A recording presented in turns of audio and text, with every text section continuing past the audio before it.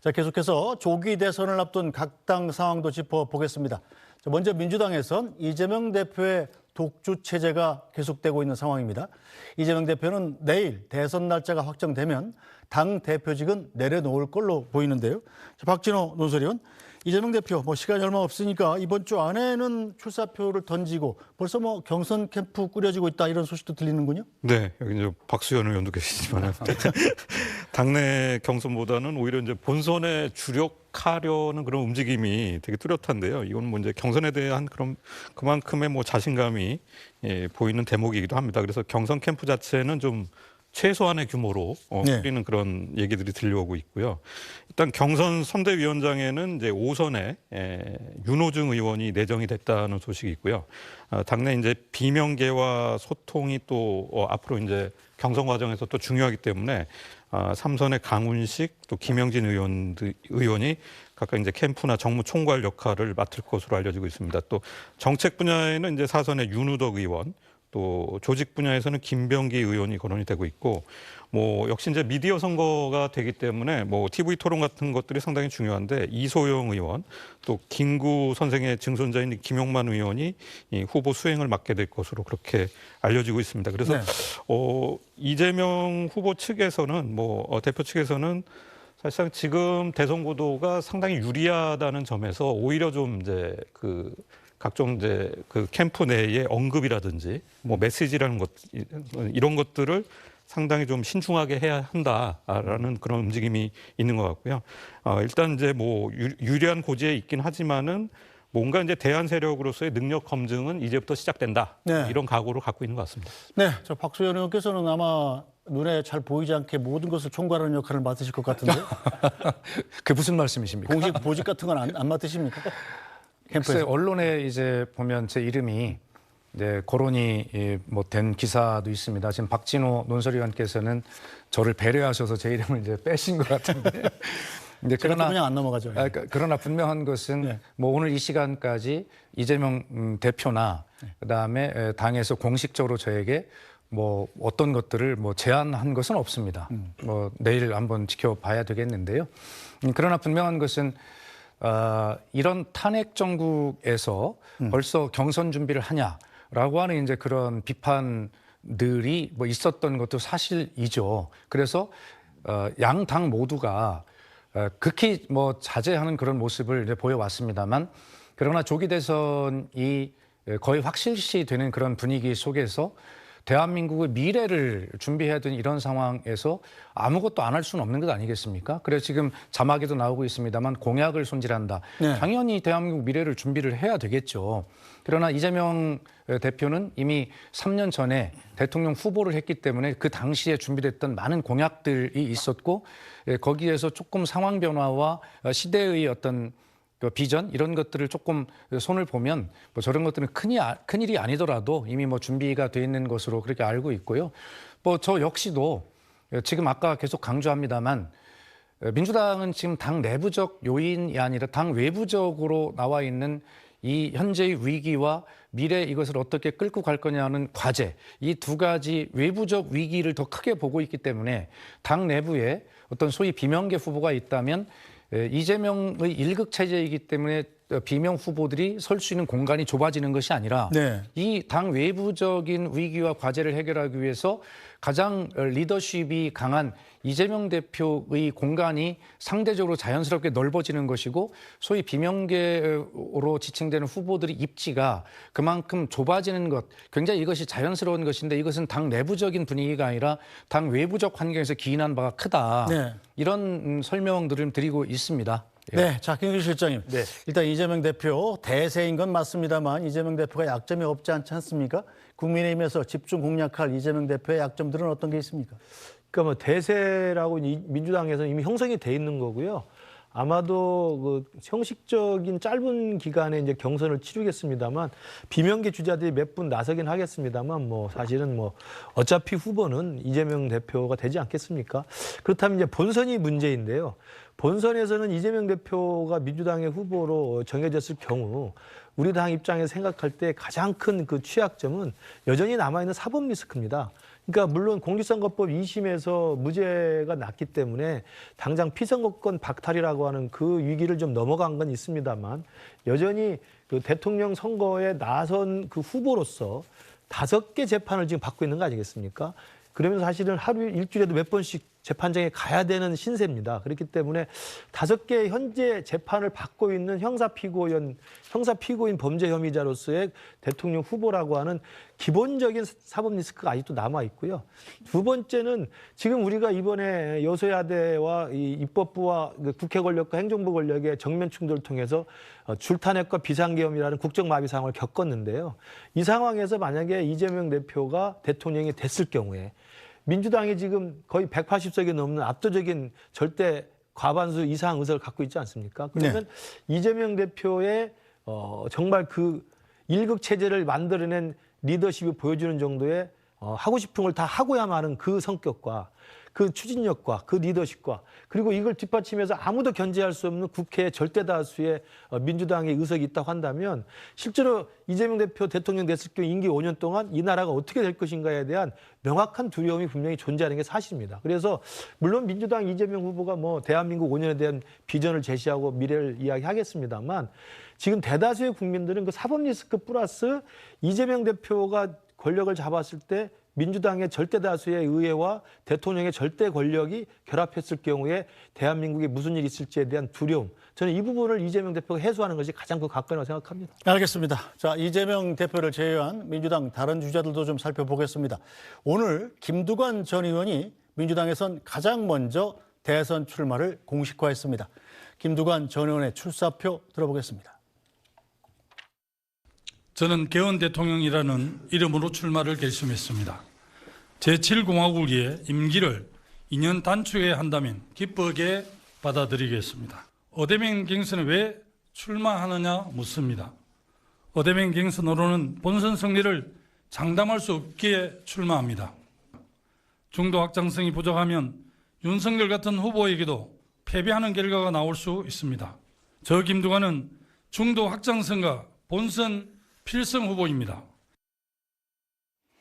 네, 자 박수현 의원님, 김두관 전 의원 같은 경우는 지난번 이재명 대표가 당대표 될 때 당대표 선거에도 같이 출마한 적 있지 않습니까? 그렇습니다. 민주당에서는 사실은 이재명 대표의 대세론을 뒤집고 경쟁 상대로 나서기가 쉽지 않은 상황이지 않습니까? 예, 뭐 대단한 용기이고 정치인으로서 굉장히 부러운 그런 도전 정신을 가지고 있다고 저는 그렇게 생각합니다. 김두관 후보야말로 사실 정치인으로서 부러운 그런 어떤 스토리를 쓰고 있는 정치인 아닙니까? 동네 이장님으로부터 시작해서 군수, 도지사, 또 행안부 장관까지 거쳤고 이제 마지막 남은 대통령에 도전함으로써 이장에서 대통령까지라고 하는 그런 어떤 입지전적인 스토리의 마지막 퍼즐을 맞춰보고 싶은 생각이 누구에게 없겠습니까? 저는 뭐 크게 박수를 보내고요. 그러나 지금 거듭 아까 우리 김근식 실장께도 말씀드렸지만 국민의힘의 전략이 기승전 반 이재명 이어서는 곤란하듯이 또 우리 민주당 내에 다른 후보들도 뭐 당연한 기본 전략이 가장 앞서가는 이재명 후보 대표에 대한 그런 어떤 공세와 그런 대립각을 통해서 본인이 지지율을 확장해 가는 것은 기본 전략이겠습니다만 네. 그렇다고 해서 그런 것만 가지고 안 된다고 생각을 합니다. 본인이 어떻게 중도 확장성에 대한 말씀을 김두관 후보도 했지만 본인이 어떻게 중도 확장을 할 것인지에 대한 그런 비전과 이런 것들을 가지고 결과적으로 포지티브한 경쟁을 하는 것, 그것이 굉장히 중요하다 생각을 하는데 당내 당외 할 것 없이 결과적으로 기승전 반 이재명 이렇게 하는 것은 본인들의 입지를 스스로 좁히는 일이 아닐까라는 생각을 하고요. 앞으로 출마할 민주당의 다른 경선 후보들께서 바로 이런 점을 그렇게 이재명 대표가 부족한 부분들이 있다면 그렇게 그런 부분들을 서로 좀 다양화함으로써 꽃밭이 아름다운 것은 한 색깔 한 종류의 꽃밭도 아름다울 수 있지만 여러 가지 다양한 종류의 꽃들이 형형색색 피어 있는 꽃밭이 아름답듯이 그렇게 자기 스스로를 뽐낼 수 있는 자기만의 어떤 색깔 이런 것들을 가지고 다양성이 구비된 그러한 민주당의 꽃밭을 완성해 주기를 저는 요청드립니다. 네, 자 김근식 실장님께서 이 정치학자로 보시기는 어떻습니까? 꽃밭이 다양한 건 좋지만 경선이란 건 이기려고 나오는 건 아니겠습니까? 네, 네. 공교롭게도 이재명 대표를 뺀 나머지 네 분이 전부 다 김씨입니다. 삼김 플러스 김두관.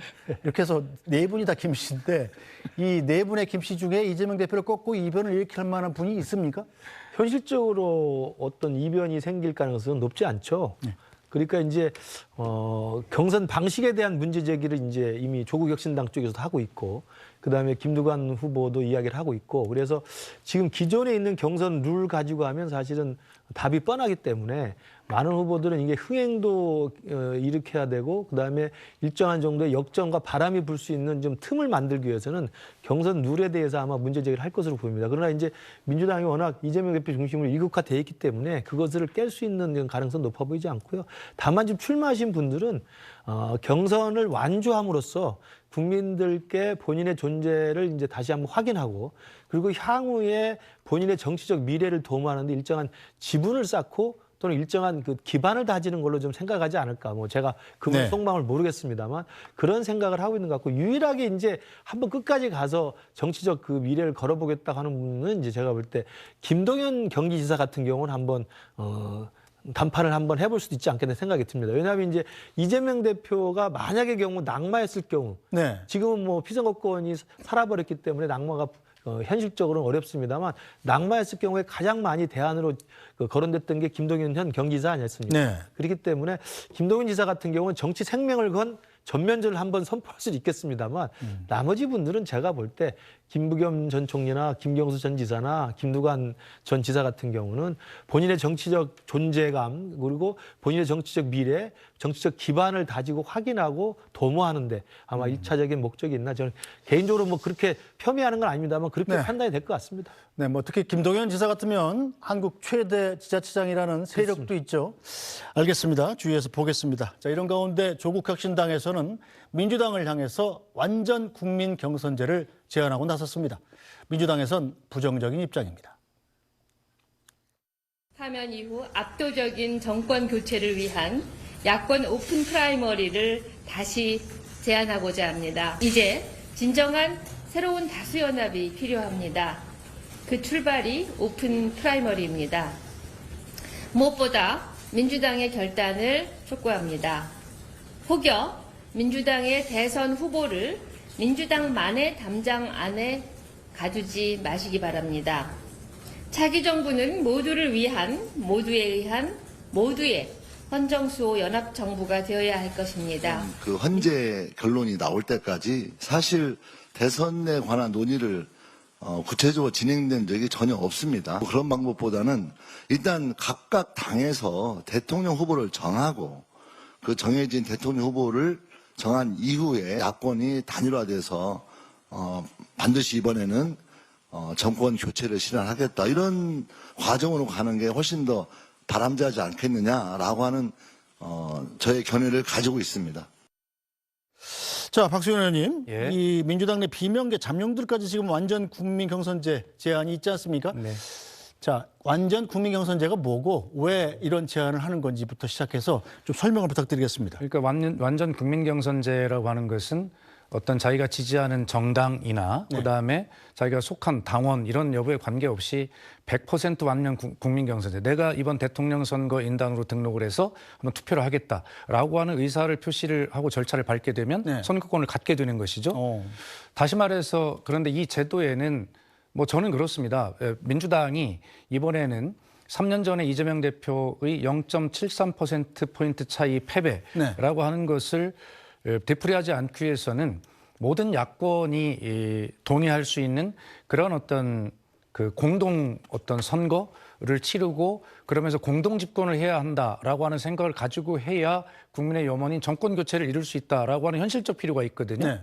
그래서 어떤 제도이든 간에 야권을 묶어낼 수 있는 그러한 어떤 최대 공약수의 제도에 민주당이 맏형으로서 어떤 테이블을 열어놓는 것은 뭐 마땅하다 생각을 합니다.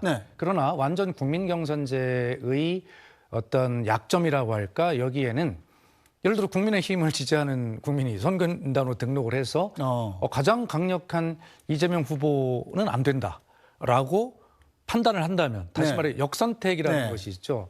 이제 그런 부분들이 실제로 수치로 증명이 되는 조사도 있고 네. 그다음에 그런 과거의 전례도 있었어요. 그래서 이제 민주당에서 지금 김현덕 사무총장이 이야기했듯이 네. 각 당이 후보를 선출하고 단일화하는 것이 가장 좋겠다라는 이야기를 하고 있는 것인데요. 어쨌든 결론은 이런 모든 야권의 이 정권 교체에 대한 열망을 하나로 묶어낼 수 있는 최대 공약수의 어떤 그런 제도를 어떻게 만들어내느냐가 이번 선거의 관건 중에 하나다 이렇게 보고 네. 정말 쉽지 않은 그런 합의 과정을 아마 겪게 될 것이다 이렇게 생각을 해봅니다. 자, 그런데 뭐 시간이 없는 만큼 현재 민주당의 경선 규정이 권리당원 50%의 일반 국민 50% 아니겠습니까? 네네. 이 규정을 그냥 그대로 쓰지 않을까 싶은데요. 아마 바꾸기는 쉽지 않을 거고 또 바꾸려고 하지도 않을 것 같습니다. 왜냐하면 지금 조국혁신당과 김부겸 후보가 주장하는 저 완전 국민 경선들이 일종의 이제 오픈 프라이머리인데, 네.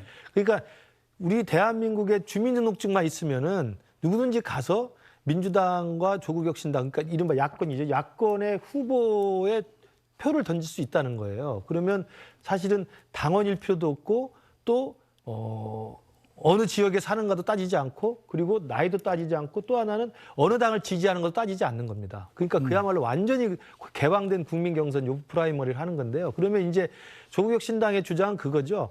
어차피 또 조국혁신당 후보도 하나 올라오고 이재명 대표 올라오면 결국 단일화할 게 아니겠느냐. 네. 단일화했을 때 또 기싸움하고 또 단일화가 안 될 경우에 뭐 이게 또 나중에 본선에서 경쟁력이 안 좋기 때문에 처음부터 같이 합쳐서 한 명을 이른바 축제같이 뽑아보자는 거거든요. 그러나 이제 아까 박수현 의원이 말씀하신 것처럼 이제 별의별 기술이 들어갈 수가 있습니다. 네. 왜냐하면 예. 주민등록증만 있으면 가서 투표할 수 있기 때문에 네. 뭐 만약에 그런 일이 생길지 안 생길지 모르겠습니다만 의도를 가지고 역선택을 할 수 있는 의도적인 조직적 동원도 가능할 수가 있고요. 물론 그러나 이제 큰 흐름의 바람과 민심을 거역하기는 쉽지 않습니다. 그러나 이제 그런 다양한 부작용들까지 예상해서 한다면 뭐 제도를 만들기 나름입니다. 미국에서는 오픈 프라이머리는 그냥 현장에 가서 그 아이디 카드 보여주고 하는 겁니다만 우리나라 같은 경우는 이 모바일 투표가 잘 돼 있기 때문에 네. 모바일로 또 등록해서 할 수도 있어요. 그럴 수 그래서 있죠. 저는 그런 부분에 대해서 여러 가지 기술적인 보완을 한다면 할 수도 있는 것 같습니다만 그리고 굉장히 새로운 신선한 저는 시도일 것 같습니다만 과연 이재명 대표의 민주당이 그걸 받을까? 네. 괜히 조국혁신당하고 섞여가지고 해서 괜히 신경 쓰면서 조국혁신당 지분을 키워주는 게 아닌가 이런 아마 부작용을 더 많이 고민할 것으로 보입니다. 네, 지금 현재로서는 뭐 민주당이 이른바 오픈 프라이머리 제안을 받아들일 가능성 높지 않아 보입니다.